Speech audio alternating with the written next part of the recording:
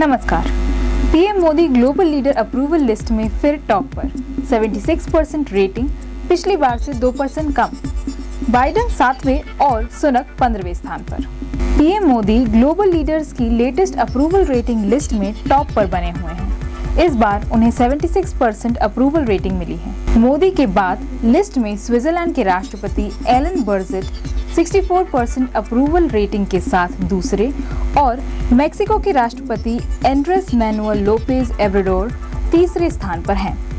Australia के प्रधानमंत्री Anthony Albanese 48% की अप्रूवल रेटिंग के साथ 5वें स्थान पर और इटली की पीएम जी मेलोनी 42% रेटिंग के साथ 6ठे स्थान पर हैं। अमेरिकी राष्ट्रपति जो बाइडेन 40% अप्रूवल रेटिंग के साथ 7वें नंबर पर, वहीं ब्रिटेन के प्रधानमंत्री ऋषि सुनक 27% रेटिंग के साथ 15वें स्थान पर आ गए हैं। Decision intelligence company morning consult ने 14 सितंबर को global leader approval rating tracker जारी किया गया है। ये अप्रूवल रेटिंग 6 से 12 सितंबर के बीच इकट्ठे किए गए डेटा के आधार पर की गई है, जिसमें कई देशों के लोगों से बात करके ग्लोबल लीडर्स के बारे में अपनी राय जानी गई है। इस लिस्ट में 22 देशों के नेताओं को शामिल किया गया है, जिसमें ज्यादातर G20 के मेंबर्स हैं। मोदी लगातार तीसरे साल दुनिया के सबसे लोकप्रिय नेता, अमेरिका राष्ट्रपति बाइडेन 7वें और ब्रिटेन के पीएम ऋषि सुनक 16वें नंबर पर पहुंचे। प्रधानमंत्री नरेंद्र मोदी एक बार फिर दुनिया के सबसे लोकप्रिय नेता चुने गए हैं।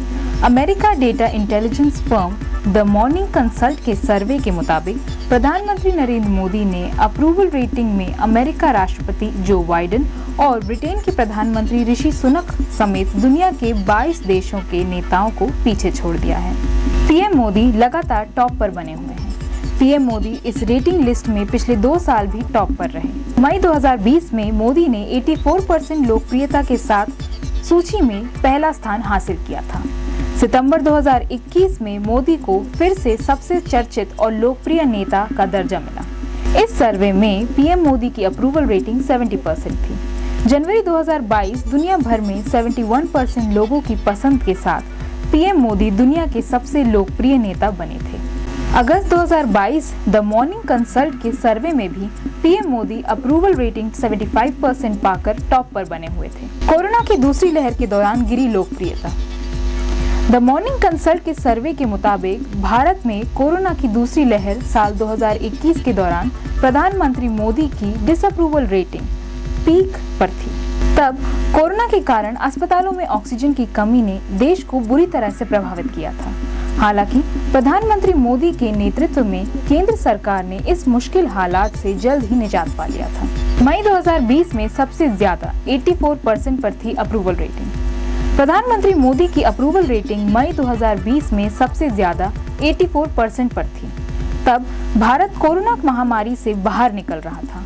इसी साल जून में जारी हुई अप्रूवल रेटिंग की तुलना में इस बार प्रधानमंत्री मोदी की अप्रूवल रेटिंग बेहतर हुई है। जून में प्रधानमंत्री मोदी की अप्रूवल रेटिंग 66% थी। मोदी की डिसअप्रूवल रेटिंग में गिरावट भी आई थी। करीब 25% की गिरावट के साथ अब यह लिस्ट में सबसे निचले स्थान पर है। ऐसे बनती है approval disapproval rating. The morning consult approval और डिसअप्रूवल रेटिंग 7 दिनों के मूविंग एवरेज के आधार पर निकालती है। इस कैलकुलेशन में 1 से 3% तक का प्लस माइनस मार्जिन होता है, यानी अप्रूवल और डिसअप्रूवल रेटिंग में 1 से 3% तक की कमी या वृद्धि हो सकती है। इस आंकड़े को तैयार करने के लिए मॉर्निंग कंसल्ट ने भारत में करीब 2126 लोगों का ऑनलाइन इंटरव्यू किया था। प्रधानमंत्री नरेंद्र मोदी इस साल जून या जुलाई में अमेरिका का दौरा कर सकते हैं।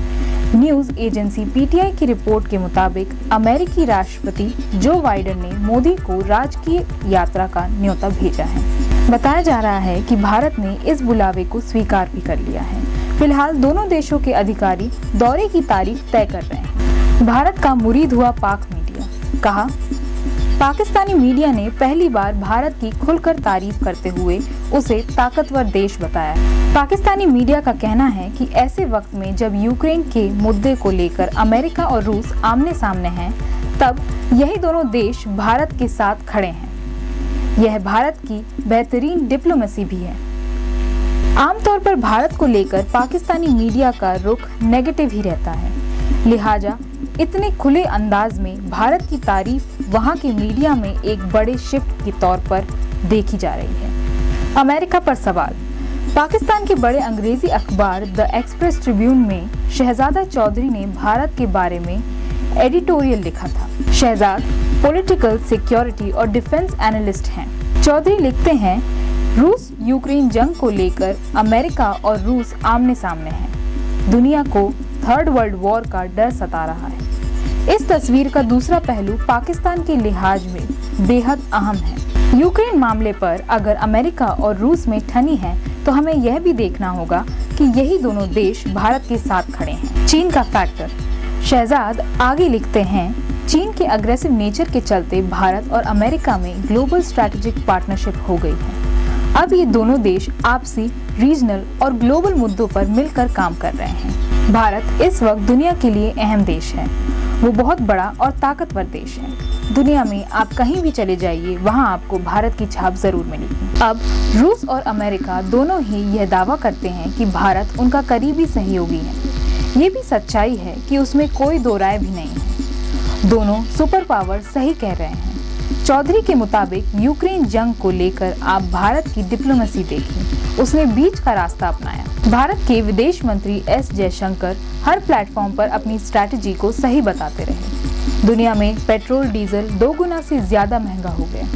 पाकिस्तान कुछ ही नहीं कर पाया और भारत ने बड़ी आसानी से बीच का रास्ता निकाल लिया। डॉक्टर जयशंकर कहते हैं, प्रधानमंत्री नरेंद्र मोदी का साफ कहना है कि भारत के हित में जो होगा वही किया जाएगा। भारत से सीखने की जरूरत। शहजाद आगे लिखते हैं, भारत एशिया के बाद ग्लोबल पावर बन गया है। भारत ने आजाद होने के बाद से ही इंडिपेंडेंट फॉरेन पॉलिसी रखी और अपने हित देखे। दूसरी तरफ पाकिस्तान को आप देख ही रहे हैं।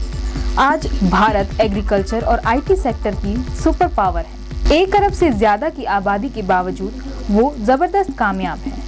वहाँ का लोकतंत्र भी शानदार है। चौधरी के मुताबिक इस्लामिक मुल्क सऊदी अरब का झुकाव आज भारत की तरफ है। वो वहाँ 72 अरब डॉलर का इन्वेस्टमेंट कर रहा है और पाकिस्तान वहाँ से 7 अरब डॉलर की भीख मांग रहा है। भारत ने कश्मीर से धारा 370 हटाई तो किसी ने हमारा साथ खुलकर नहीं दिया था। आज G7 हो या G20, भारत हर जगह मजबूती से खड़ा है। क्लाइमेट चेंज और महामारी में उसने दुनिया की मदद की। आखिर में शहजाद लिखते हैं, पाकिस्तान को अब भारत के बारे में अपनी पॉलिसी पर फिर से विचार की बेहद जरूरत है। अब तक जो चलता आया है वो कारगर साबित नहीं हुआ और ना होगा। हमें भी भारत की तर्ज पर जियो इकोनॉमिक्स की तरफ देखना होगा। इतिहास में हम जो कर चुके हैं उसका कोई फायदा पाकिस्तान को कभी नहीं हुआ। यूएई ने पीओके को भारत का हिस्सा दिखाया। India middle east Europe economic corridor का मैप जारी किया। 370 को भारत का मसला बताया। G20 समिट के खत्म होने के बाद यूएई के उप प्रधानमंत्री सैफ बिन जायद अल नहयान ने शिखर सम्मेलन पर एक वीडियो शेयर किया। इसमें India middle east Europe economics corridor से जुड़ा एक मैप नजर आ रहा है। इस मैप में यूएई ने पीओके को भारत का हिस्सा दिखाया है। इस वीडियो में अमेरिका के राष्ट्रपति जो बाइडेन यूएई की तारीफ कर रहे हैं। वो कहते हैं कि यूएई नहीं होता तो शायद आज हम IMEC प्रोजेक्ट के मामले में यहाँ तक नहीं पहुँच पाते।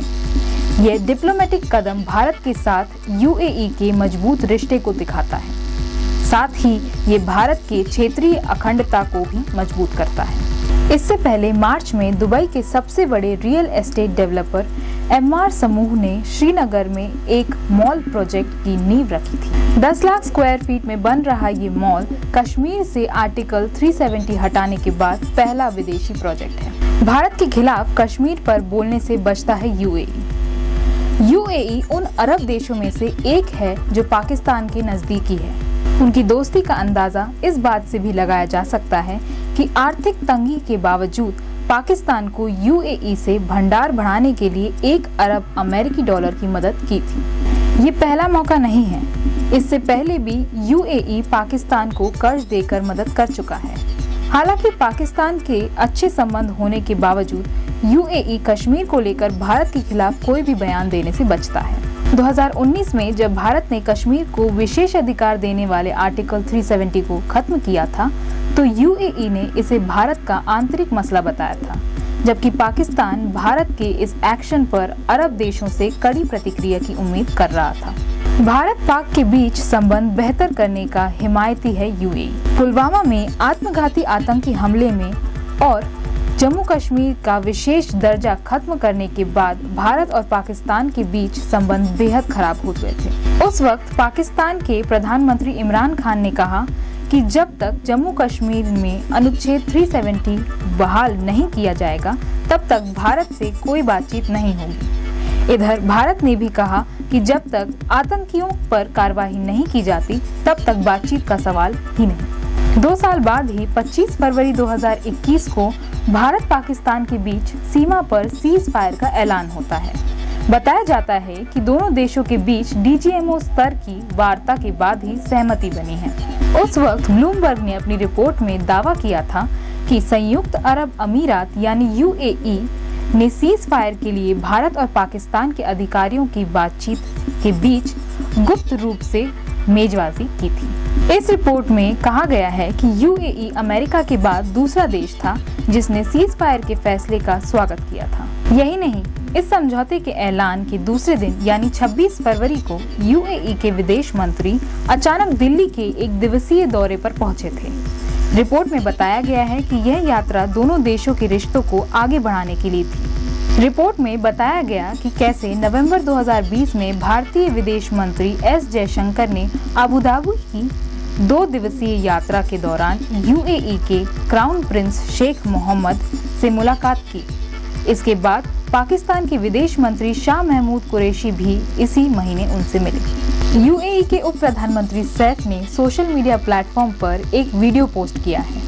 कश्मीर के मुद्दे पर भारत को यूएई का समर्थन मिल रहा है। यूएई पाकिस्तान का मित्र देश रहा है, लेकिन कश्मीर के मुद्दे पर यूएई भारत के पाले में आकर खड़ा हो गया है। यूएई ने इस बात को मान लिया है कि कश्मीर पीओके पाकिस्तान नहीं, भारत का अभिन्न अंग है। यूएई के उप प्रधानमंत्री सैफ ने सोशल मीडिया प्लेटफॉर्म ट्विटर पर एक वीडियो पोस्ट किया है। कश्मीर के मुद्दे पर भारत को यूएई का समर्थन मिल गया है। यूएई पाकिस्तान का मित्र देश रहा है, लेकिन कश्मीर के मुद्दे पर यूएई भारत के पाले में आकर खड़ा हो गया है। यूएई ने इस बात को मान लिया है कि कश्मीर पाकिस्तान का नहीं, बल्कि भारत का अभिन्न अंग है। यूएई के उप प्रधानमंत्री ने बकायदा ट्विटर पर नक्शा जारी किया है। सैफ बिन जायद अल नाहयान के ट्विटर पोस्ट में पीओके को भारत का अभिन्न अंग दिखाया गया है। यूएई के उप प्रधानमंत्री सैफ का यह पोस्ट G20 के बाद आया है, जिसके बाद पाकिस्तान को मिर्ची लगना लाजमी है, क्योंकि पाकिस्तान कश्मीर के मुद्दे पर दुनिया भर से समर्थन मांगता फिरता रहता है। अब उसके दोस्त ही दूर जाकर खड़े हो गए हैं। नई दिल्ली में हुए G20 समिट में India middle east Europe economic corridor की घोषणा हुई है। यूएई के उप प्रधानमंत्री नायान ने जो वीडियो जारी किया है, उसमें IMEC का एक मैप दिखाया है। वीडियो में अमेरिका के राष्ट्रपति जो बाइडेन संयुक्त अरब अमीरात की तारीफ करते हुए नजर आ रहे हैं, लेकिन इस वीडियो में इससे ज्यादा खास यह है कि पाकिस्तान के कब्जे वाले कश्मीर यानी पीओके को भारत का हिस्सा दिखाया गया है। उप प्रधानमंत्री सैफ का यह वीडियो भारत की अखंडता को मजबूत करता है। मजबूत हो रहे भारत यूएई के रिश्ते। इस वीडियो में पाकिस्तान को साफ संदेश मिल रहा है कि भारत और यूएई के राजनीतिक रिश्ते मजबूत हो रहे हैं। यूएई ने पाकिस्तान को ये भी बता दिया है कि पीओके को लेकर उसका दावा खोखला है। इसके अलावा कश्मीर में यूएई ने बड़ा निवेश किया है। एक रियल एस्टेट कंपनी ने कश्मीर में अरबों का निवेश किया है। क्या है IMEC? India middle east Europe economic corridor के जरिए यूरोप, मिडिल ईस्ट और एशिया के बीच रेलवे और समुद्री नेटवर्क बनाया जाएगा, जिससे इसमें शामिल देशों के बीच व्यापार आसान होगा और कनेक्टिविटी भी बढ़ेगी। इस प्रोजेक्ट में कुल 8 देश हैं, जिसमें भारत, UAE, Saudi Arab, European Union, France, Italy, Germany और अमेरिका शामिल हैं। इकोनॉमिक कॉरिडोर के जरिए एशिया से लेकर मिडिल ईस्ट और यूरोप तक व्यापार किया जाएगा। भारत गल्फ और यूरोप से सड़क, रेल और पानी तीनों के रास्ते से जुड़ जाएगा। G20 समिट के दौरान 9 सितंबर को इसकी घोषणा की गई थी।